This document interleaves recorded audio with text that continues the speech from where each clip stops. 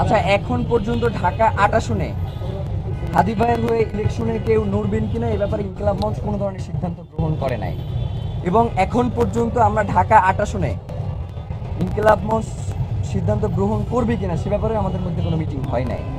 তো আমরা ইনশাল্লাহ এটা নিয়ে অতি শীঘ্রই বসবো এবং আপনাদেরকে এই ব্যাপারে আমরা তথ্য জানাবো। মানে ওসমান হাদি ভাই কখনো লুকোচুরি পছন্দ করতেন না, আমাদের মধ্যেও কোনো লুকোচুরি নাই। আমরা যেটা বলবার সেটা আপনাদের সামনে এসেই বলবো, আমাদের কোনো পিছুটান নাই। আমরা ওসমান হাদি ভাই যেই আদর্শ এবং যেই লড়াই করে গেছেন সেই লড়াইটা জীবিত রাখার জন্যই আমরা এখানে দাঁড়িয়েছি। টাইম ফ্রেমের ব্যাপারে যেইটা সেটা আপনারা জানেন যে প্রধান উপদেষ্টা গতকালকে একটি নিরাপত্তা বিশ্লেষকদের নিয়ে একটা বৈঠক করেছেন এবং সেই বৈঠকে সে বলেছে এছাড়াও হাদি, মানে হচ্ছে হাদি এখন আর মেইন সাবজেক্ট নাই, মানে হাদিকে মেইন সাবজেক্ট দিয়ে বাদ দেওয়ার মতো চেষ্টা করা হয়েছে।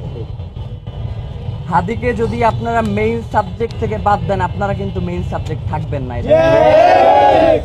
হাদিকে মেইন সাবজেক্টে রেখেই আপনাদের সকল সিদ্ধান্ত গ্রহণ করতে হবে।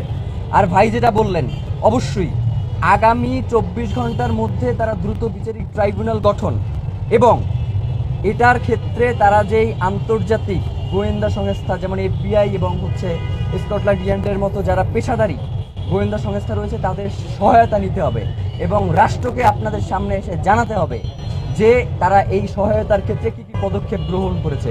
ওসমান হাদির রক্তের সাথে এক বিন্দু ছাড় নয়। আর কারো কোনো প্রশ্ন?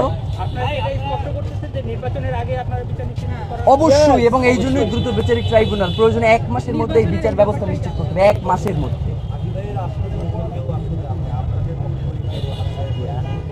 বুঝি নাই। আচ্ছা।